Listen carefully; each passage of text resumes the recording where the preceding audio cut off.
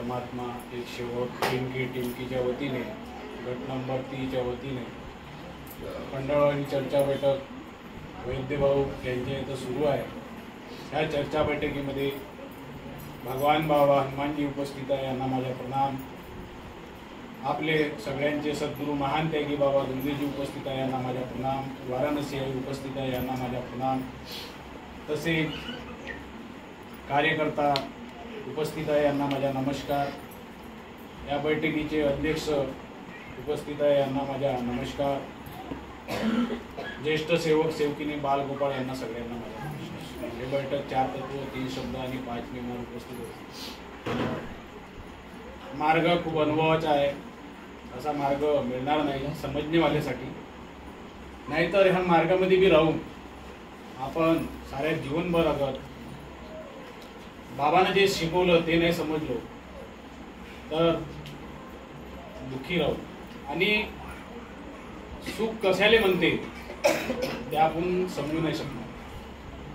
मी जेव्हा लहान होतो 14-15 वर्षाचा एका गावामध्ये राहत होतो, तेव्हा काही बुजुर्ग लोक म्हणायचे की म्हणजे हनुमानाच्या मंदिरामध्ये सकाळी उठून 5 वाजता अगर एक अगरबत्ती कापूर आणि पाणी नेलं बोरवेल म्हणून आणि ते विधी आहे त्या विधीनुसार अगर केलं तर भरपूर काही मिळते असे तेव्हा म्हणायचे। तर ते गोष्ट मला आज लक्षात येते की पण म्हणे भ्याचं नाही म्हणे। आता हे शब्द त्यांनी म्हटले का भ्याचं नाही म्हणजे याचा मतलब काहीतरी राज आहे। तेव्हा त्यावेळेचे जे शब्द आहे, आज माझी वय 42च्या वरता आहे, तर त्या कमसे कम 30 वर्ष तर झाले असेल त्या गोष्टीले। ते गोष्ट मला आठवी आठवणार आणि तेच पूजा तेच विधी बाबांना आपल्याला सांगितली का सकाळी उठा, कार्य करा, सकाळी उठून बोरवेलवर जा किंवा नळावर जा, पाणी आणा आणि आपली जागा पुसा, ही पूजेची आहे। आणि तेलाचा दिवा लावा, एक अगरबत्ती लावा आणि कापूर लावा आणि विनंती करा।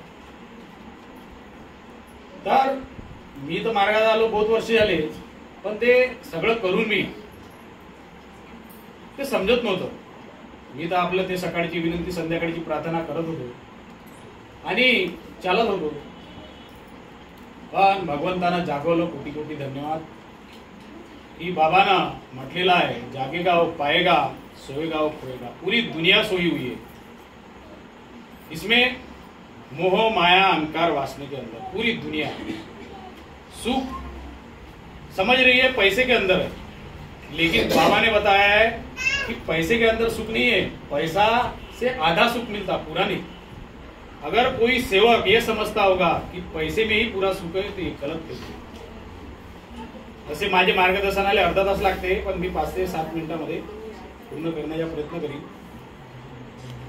कारण की आपल्याला टाइमच तसा दिलेला राहते आणि वेळेच्या आतमध्ये आपली बैठक संपली पाहिजे। तर समजवण्यासाठी काही कहाणीच्या जऱ्यानं समजावं लागते, तेव्हा सेवकांच्या समजमध्ये येते।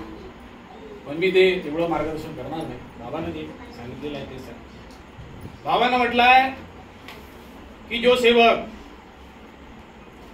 सादे कार्य किंवा त्याग के कार्य जो करेगा तो भगवान का एक चित्त एक लक्ष्य एक भगवान, म्हणजे भगवंताकडे त्याच्यात ध्यान जाईल आणि मग त्याला ज्ञान मिळेल। हे मार्गदर्शन मी हमेशा म्हणत राहतो आणि ते आत्मा जागृत होते। बाबांना म्हटलेला आत्मपरिचित म्हणजे तुमचा आत्मासोबत तुमचा परिचय झालेला आहे का। खरोखर ज्या सेवकाच्या आत्मासोबत स्वतः परिचय होईल, आत्मा सांगन की मैं कोण हूं, मी कोण आहे आणि तुझे शरीर का आहे, तेव्हा त्या सेवका तो सेवक सुखी होईल। तेव्हा त्याला समजन का हे जग कसं चालते, हा जन्म का आहे, मृत्यू का आहे। मग त्याचा आत्मबल एवढा वाढेल का तो पैशामध्ये त्याचा मोह राहणार नाही, कारण की पैसा हा प्रपंच चालवण्यासाठी लागते। आणि खरोखर पत्नी कोण आहे, मुलं बाळ कोण आहे, आत्मा का आहे, जीव आत्मा का आहे, परमात्मा का आहे, मी स्वतः कोण आहो, कशासाठी जन्म झालेला आहे आणि मृत्यू बी होणारच आहे। मग तो भेट नाही, त्याला मूर्तीसोबत काही भीती नाही. तर बाबांना म्हटलं आहे की शक्ती जागृत होते, जागेगा वो पाएगा, सोएगा वो खोएगा. तर ते कशी शक्तीला जागृत करायचं हे सुद्धा बाबांना सांगितलेलं आहे. पण केव्हा केव्हा शक्ती जागृत होईल? जेव्हा 4 तत्व 3 शब्द आणि 5 नियमानं चालू तेव्हा. आता हे 4 तत्व 3 शब्द 5 नियमानं कोणी चालतच नाही, तर शक्ती जागृत कशी होईल? बाबांना म्हटलेलं आहे साधे किंवा त्यागाचे कार्य, एक चित्त, एक लक्ष आणि एक भगवान. भगवत प्राप्ति के लिए दिलेला आहे. परमात्मा एक मरे या जिये भगवत नाम पे, दुःखदारी दूर करते उद्धार और इच्छानुसार होते. भगवत प्राप्तीचा मतलब होते का भगवंत मिळते. आणि सगळ्या संतांनी म्हटलेलं आहे, बाबांना सुद्धा म्हटलेलं आहे, पहिल्या पेज मध्ये लिहिलं आहे विनंतीच्या प्रार्थनेला की भगवंत मिळते. तर मला सांगा, कोणाकोणाला मला सांगा नको. एक मी म्हणजे मार्गदर्शन असा करत आहो की ते तुम्हाला समजलं पाहिजे का कोणाकोणाला भगवंत मिळाला. बाबांनी ज्याप्रमाणे म्हटलेलं आहे की बाबासारखे 5 सेवक बनेल, लाखों बनेंगे, करोडो बनेंगे, लेकिन बाबा के देह की जैसी 5 सेवक बनेंगे. काहून असं म्हटलेलं असेल? नाही, लाखो बनतील, करोडो बनतील, पण बाबाच्या ध्येयासारखे. म्हणून बाबांना म्हटलेलं आहे मी 40 वर्षापासून काहीच शिकवू शकलो नाही.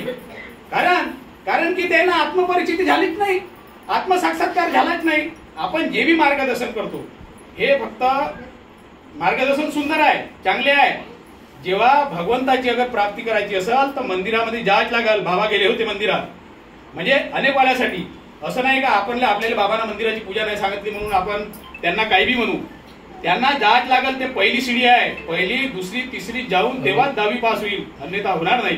तसा आणि बाबा सुद्धा, बाबाला माहित नव्हतं तर बाबा मंदिरात गेलेले होते आणि तेथून भगवंतानं जागवलं, हे सेवक मुझे कहा ढूंढ रहा है, मैं तो तेरे पास में, जिस दिन मैं इस शरीर से निकल जाऊंगा तेरा शरीर मृत्यू गिर जाएगा. तेव्हा बाबाच्या कानावर शब्द पडले आणि ह्या आत्मा स्वयं बोलते, आपल्याला बोलायची आवश्यकता नाही. जेव्हा हृदय जेव्हा जागृत होते.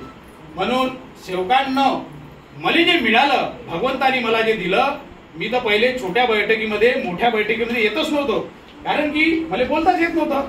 आणि मला असं वाटे का मला कोणी उभं केलं तर मी का सांगेन. म्हणून मी लहान बैठकीमध्ये नाही आणि मोठ्या बैठकीमध्ये आहे, कोणत्या हवनामध्ये नाही. आता प्रत्येक ठिकाणी माझ्या भगवंताने दे. म्हणून करता कल्विता भगवान आहे. आपली काही ताकद नाही, आपल्यामध्ये मी पण आहे. राजूभाऊ गोरखेडेजीनं जसं सांगितलं तशावानी ह्या मीपणाले वळगा तर मी कोण आहो.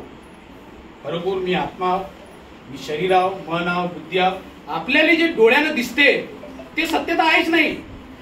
बाबाले कसं आहे, बाबा ने का म्हटलं आहे की मैं भगवान को हाथ में पकड़ के नहीं दिखा सकता, लेकिन मानव के अंदर मैंने भगवान देखा. काहून मिळा म्हटलं, कारण की आपल्याला दाखवू शकत नव्हते, कारण की आपले चमड्याचे डोळे आहे. चमड्याच्या डोळ्यानं भगवंत दिसत नाही. म्हणून बाबाला हे माहित होतं मी यांना दाखवू शकत नाही चमड्याच्या डोळ्याने. बाबाचे ज्ञानाचे डोळे खुललेले होते, म्हणून बाबानं ते लिहिलेलं आहे, ज्ञान पररस मररस योगी. आणि हे भगवत प्राप्तीची बी फोटो दिलेली आहे. पुस्तकी ठेवलं असतं तर लोकांना वाचते, आपण वाचतच नाही ना. मार्ग घेतला आपण वाचत नाही. तर म्हणून त्याच्याकडे हमेशा ध्यान राहिलं पाहिजे. आणि आत्मबोलाची पण फोटो दिलेली आहे. आत्मामधून आपोआप शब्द निघते.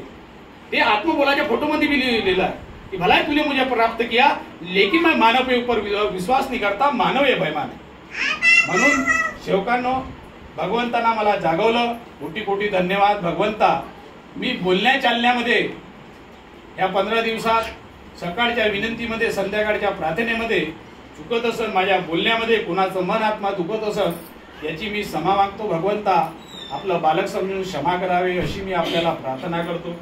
सद्गुरु महान त्यागी बाबा दुंदीजी, मी बोलण्या चालण्यामध्ये, मार्गदर्शन करण्यामध्ये करता करविता आपण.